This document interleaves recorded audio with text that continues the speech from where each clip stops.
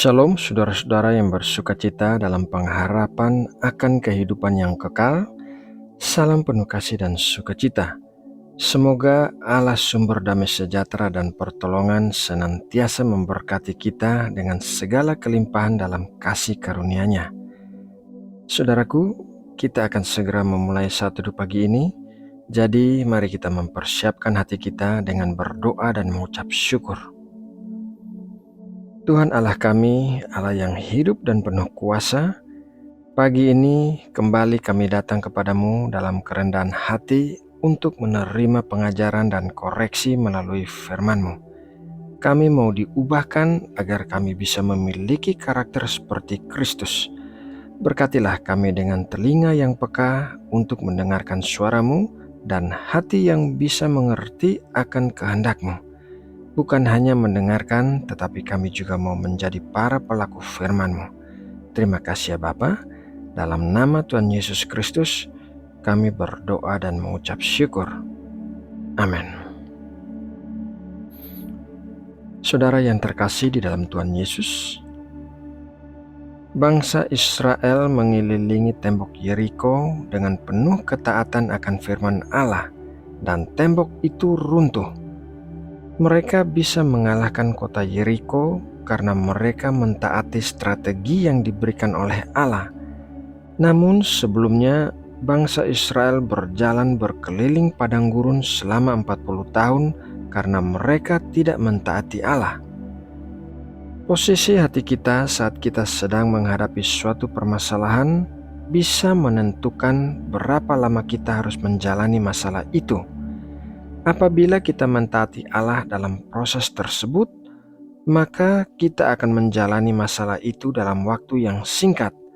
Sebaliknya, apabila kita tidak mentaati Allah dalam proses tersebut, maka kita bisa menjalani masalah itu dalam waktu yang lama, bahkan berulang-ulang.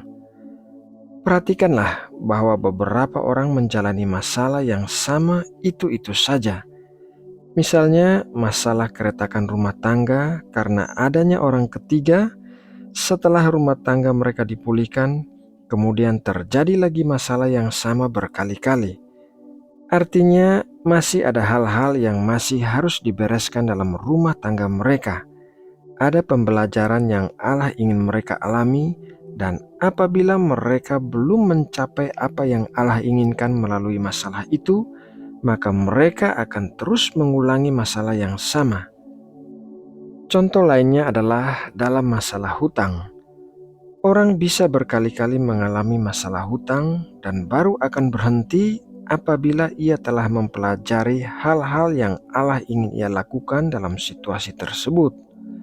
Selama ia masih terus memakai metode yang sama untuk menangani masalah hutang-hutangnya, ia masih akan terus berputar-putar dalam masalah tersebut.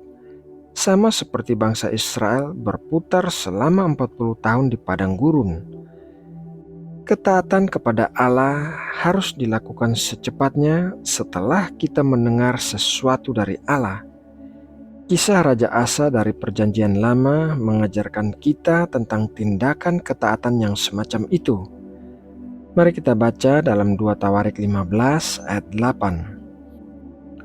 Ketika Asa mendengar perkataan nubuat yang diucapkan oleh Nabi Asaria bin Oded itu, ia menguatkan hatinya dan menyingkirkan dewa-dewa kejijikan dari seluruh tanah Yehuda dan Benyamin dan dari kota-kota yang direbutnya di pegunungan Efraim. Ia membaharui mesbah Tuhan yang ada di depan balai bait suci Tuhan. Alkitab mencatat Raja Asa sebagai raja yang baik dan benar. Di masa pemerintahannya, ia mendengarkan teguran Allah yang disampaikan melalui Nabi Asaria, sehingga ia langsung mengambil tindakan untuk menyingkirkan penyembahan berhala dari tanah Yehuda. Sebagai akibatnya, Allah mengaruniakan keamanan di sepanjang masa pemerintahannya. Tidak ada perang yang terjadi sehingga Raja Asa bisa membangun kota-kota benteng di Yehuda. Salah satu contoh ketaatan yang lain adalah ketaatan Abraham saat Allah memintanya untuk mengorbankan Ishak putranya. Abraham tidak protes kepada Allah atau bernegosiasi seperti yang dilakukannya saat Allah akan menghancurkan kota Sodom dan Gomora. Abraham langsung mengambil tindakan setelah ia mendengar perintah Allah. Mari kita baca dalam Kejadian 22 ayat 3. Keesokan harinya, pagi-pagi bangunlah Abraham. Ia memasang pelana keledainya dan memanggil 2 orang bujangnya beserta Ishak anaknya.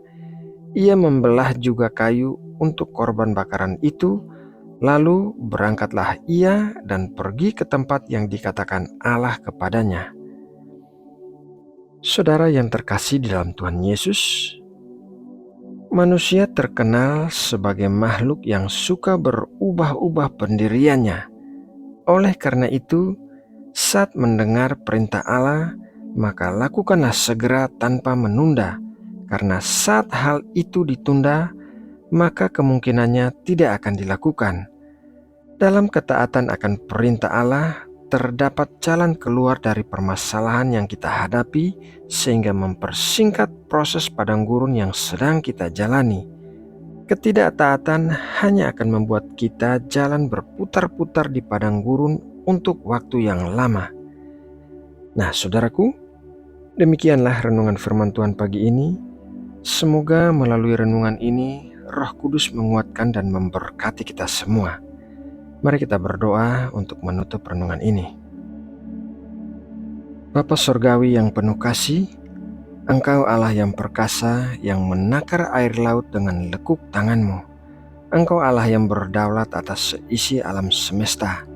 Biarlah semua makhluk memuji kebesaran-Mu, sebab Engkau layak menerima segala pujian, kuasa dan kehormatan dari selama-lamanya sampai selama-lamanya. Ya Bapa, kami bersyukur atas berkat firman-Mu pagi ini yang memberikan kekuatan dan terang bagi jalan-jalan kami, dan kami akan menyimpan firman-Mu dalam hati kami agar kami tidak berdosa kepadamu. Kami membawa seluruh rencana aktivitas kami hari ini ke hadapan-Mu. Kami memohon berkat dan perkenanan-Mu atas segala sesuatu yang akan kami lakukan di sepanjang hari ini, dan kiranya tangan-Mu menyertai dan memberkati kami. Kami berdoa meminta hikmat agar kami bisa senantiasa mengerti kehendak-Mu, terutama dalam situasi-situasi khusus yang sedang kami alami, sehingga kami bisa berjalan keluar dari setiap masalah kami. Kami tidak mau berputar-putar dalam ketidaktaatan, melainkan kami mau menjadi anak-anak yang taat agar kami bisa masuk ke dalam tanah perjanjian. Kami berdoa bagi bangsa Indonesia. Kami memohon berkat-berkat dan keamanan bagi negeri kami.